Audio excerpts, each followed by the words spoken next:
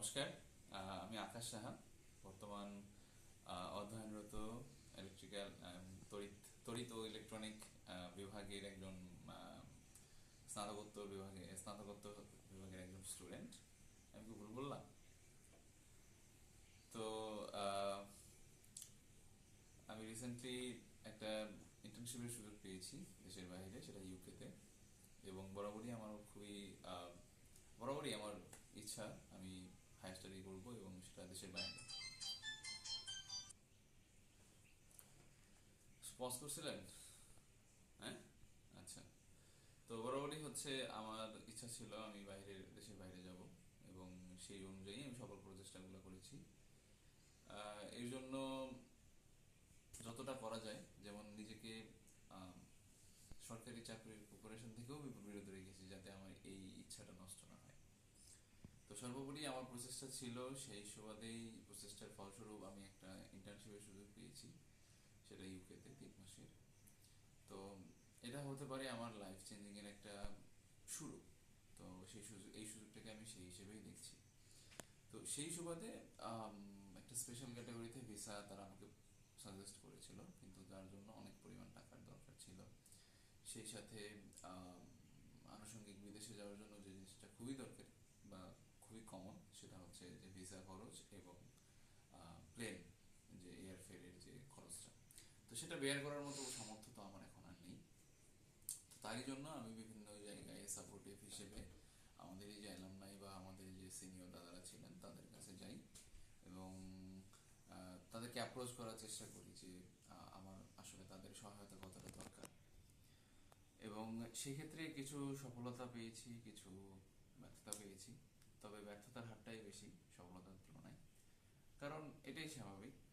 আম, সহায়তা আসলে সবাই সবাইকে করতে পারে না, বা সেই সুযোগটা সবার হয় না। আর জীবনে মানুষের গল্প তৈরি হয়, সেই গল্পের আম, খারাপ দিকটাই বেশি থাকে, ভালো দিকটা খুব কম থাকে।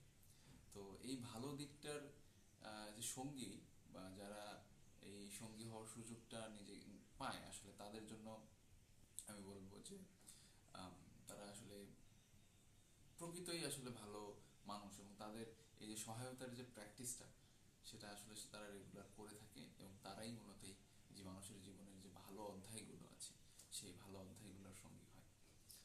তো সেই সময়তে আমি উদাহরণস্বরূপ বলতে পারি যে আম, আমি কিছু দাদা পেয়েছি যারা আমাকে আম, কথা দিয়েছে যে না, আমাকে হেল্প করবে, সহায়তা করবে, কিন্তু তাদের অ্যাপ্রোচটা দেখে আমার মনে হয়নি যে আমি তাদের কাছ থেকে কোনো সহায়তা পাবো। কিন্তু কিছু মানুষ আমি এমন পেয়েছি যে যাদের সহায়তা করার সামর্থ্য নেই, কিন্তু আই মিন সহযোগিতা করার ইচ্ছাটা প্রবল। তো তার সুবাদেই সেই সব মানুষগুলোই আসলে আমার এই বর্তমান যে সংকট বা বর্তমান যে চাহিদা, বর্তমান যে প্রয়োজন, সেটা মেটাতে অনেক বড় একটা ভূমিকা পালন করেছে। তো আমি যদি দু তিনজনের নামও বলি, তাহলে সেক্ষেত্রে সবার প্রথমে আসবে আমাদের শ্রীমান উত্তম দা। সে আমাকে যে পরিমাণ প্ল্যানিং, যে পরিমাণ কানেক্টিভিটি, যে পরিমাণ সুযোগ আম, চোখে আঙুল দিয়ে ধরিয়ে দিয়েছে, সেটা আসলে অনেক বড় একটা পাওয়া। হ্যাঁ। তো আরেকজন আছে, সে হচ্ছে আমাদের মিলন মজুমদার দাদা। সেও অনেকটাই হেল্পফুল, এবং সেও অত্যন্ত চৌকস ভাবে এবং সিলেক্টিভ কিছু পার্সনের নাম বলেছে, যেখানে গিয়ে আমি আসলে খুবই উপকৃত হয়েছি।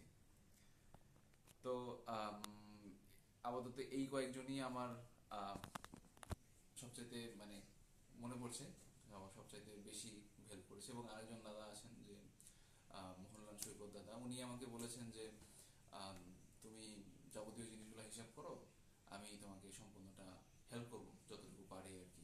তো তবে তুমি আমাকে জানাও কতটুকু দেবো। তো আমি আশা করছি যে তার কাছে যদি আমি অ্যামাউন্ট কোনো একটা জিনিস বলি যে দাদা আমার রিসার্চের জন্য এত টাকা লাগবে, তো সে আমাকে হেল্প করবে, আশা করি। তো সর্বোপরি আমি বলবো যে এই অভিজ্ঞতাটা আসলে আহ, মিশানো ছিল। কারণ আমি একজনের কাছে গিয়ে হেল্প পাচ্ছি, প্রতিশ্রুতি পাচ্ছি, তখন আমার মন প্রফুল্লিত হচ্ছিল। কিন্তু কিছু কিছু এমন দাদাও আছে যাদের সাথে সবসময় কথাবার্তা হইতো, আই মিন যে কোনো কাজ বিষয়ে তাদের সাথে সবসময় কানেক্টিভিটি ছিল, কিন্তু তাদের কাছ থেকে আসলে অনেক সময় হতাশ হইতে হয়েছে এবং মনটা অনেক সময় ভেঙে গিয়েছে। তো এটাই আসলে জীবনের নিয়ম, এভাবেই বড় হতে হবে। তো এটা এখান থেকেই শিক্ষা পেলাম যে আসলে এক্সপেকটেশন সবার কাছ থেকে রাখতে নেই। তো সহায়তা আসলে অর্জন করে নেওয়ার জিনিস। সবাইকে সবার কাছে চাইলেই যে আমি সহযোগিতা পাবো এমন না। তো এটাই ছিল আমার জীবনের শিক্ষা।